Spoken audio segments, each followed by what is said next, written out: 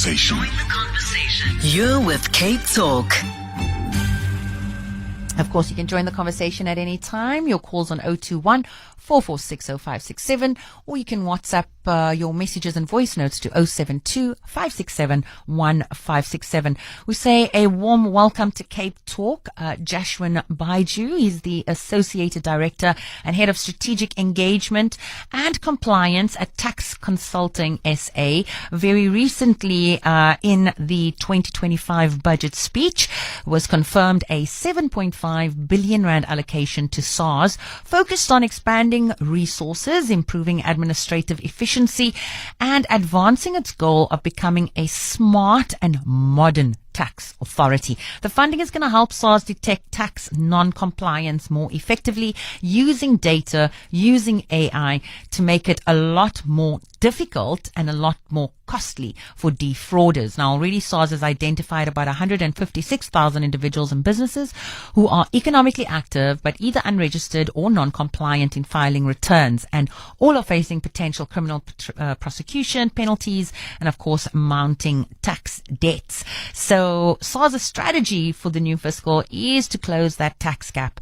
by enhancing its detection capabilities, and they're planning on using artificial intelligence and global data sharing partnerships. I would love to get a little bit more insight on how they plan to do that and use that 7.5 billion rand budget. Welcome, Jashwin. Morning, Saskia, and thanks for having me on today. Thank you so much for taking the time. Can you break down how SARS is practically going to be using that 7.5 billion rand budget to boost and enhance tax collection and compliance? I mean, it sounds like a lot of money. Yes, so we've got to look at it from two perspectives, right? So the 7.5 billion, quite simply, means that they've got a massive budget boost to recruit skilled resources, and we've seen SARS embark on many recruitment drives over the last couple of years. You'll remember 2 or 3 years ago it was, let's hire a whole lot of matriculants. And last year it was, listen, we're looking for highly skilled resources for the SARS high net worth individual unit department. More of your specialized, your kind of your snipers for those 50 million asset upward taxpayers.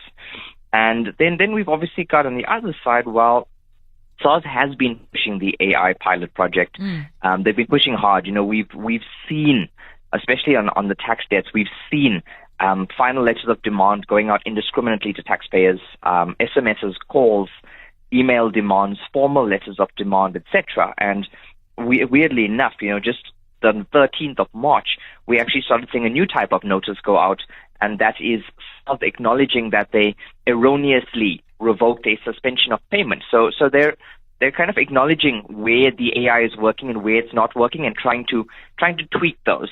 And that becomes a very expensive exercise, because you obviously need experts from the outside, typically from the private sector, to work on those data-driven insights and to properly code and develop any sort of modernization or automation tool. And it's the same with the crypto tax audits. Jashwin, a lot of this is new technologies, and in the space of new technology, particularly AI, where you're still training up models, it seems very innovative, which is a tension when you think of SARS and compliance and all of that stuff. You think low risk, you actually don't want to be innovative. Tell me a little bit, share with us how significant the role of artificial intelligence is in SARS's ability to detect non-compliance, but also how risky is it for SARS to be deploying technology such as this, or is this the right the right way to go? You know, get in early on a technology, and you can actually make great gains and actually become a benchmark, so to speak. Yeah, so SARS has been working on this modernization for about the last 5 years or so, all right? And the whole purpose as well, detect fraud, enhance compliance, and build its tax collection capacity, probably most importantly. And that kind of development and modernization has actually led to a very positive track record of successful criminal convictions against non-compliant taxpayers. Now, what your automation system tends to do is it allows you to cast your compliance net significantly wider. And the reason I say that is because the automation system can process documents far quicker than human intervention.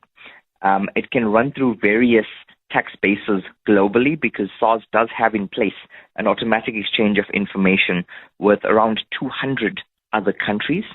And beyond that, if we just stick to the borders of South Africa, should the revenue collector need it, they may contact financial institutions such as your banks, as well as your crypto asset service platforms to request taxpayer-specific data.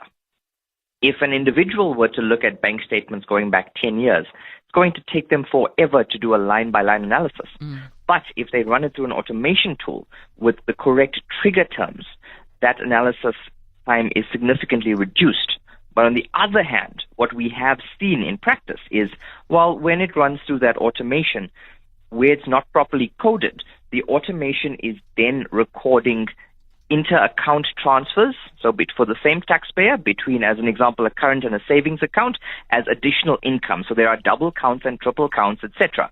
And that's where it's very important when you get the audit or when you're facing a large tax debt, that you very quickly engage a specialist tax attorney for that legal representation to protect you against any sort of errors.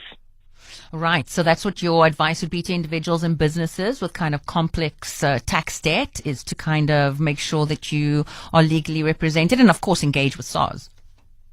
Yeah, correct. And I think more so where there is that potential for criminal sanctions, because taxpayers, and I've been saying this for years, that tax education is a massive problem in South Africa. And that's simply because taxpayers are not aware that, well, the non-submission of a tax return is a criminal offense, late payment, criminal offense, an erroneous submission, criminal offense. So everything has been so criminalized, and this has all happened in the last 5 years, mind you, where they've actually changed the law to now stipulate whether you do it intentionally or negligently, it's still a criminal offense. Correct. And so that means they can get quite aggressive with their collection methods, right? I mean, they can actually automatically deduct from your bank account or attach or whatever, because it is then a criminal offense, whether it was intentional or negligently. Yeah, so remember, with any criminal offense, it must follow the due course in the courts. Now, on the civil side, this is where we talk attachment of funds, because your process is taxpayer A is non-compliant. SARS do an audit, or they issue original estimate assessments where the taxpayer hasn't filed it, and the taxpayer does not settle that amount to SARS. Interest and penalty begin to snowball month on month, and a final letter of demand is issued to the taxpayer, giving them 10 business days to make payment before any collection action is taken, which includes attachment of assets, garnishee order, and a civil judgment being taken against them. And that is taken unilaterally, mind you, by SARS. And then obviously your third-party appointment into the bank account. But that letter of demand also provides them with a list of remedial actions to fix the problem, which is a suspension of payment, a payment arrangement, and most favorably, a compromise of tax debt, which is a write-off of a piece of the tax debt permanently, and the balance settled on a specific payment term. Alternatively, where the taxpayer disagrees, they may enter into the formal dispute process. Fantastic. Thank you so much. That's where we have to wrap it. Jashwin Baijoo, thank you so much on that.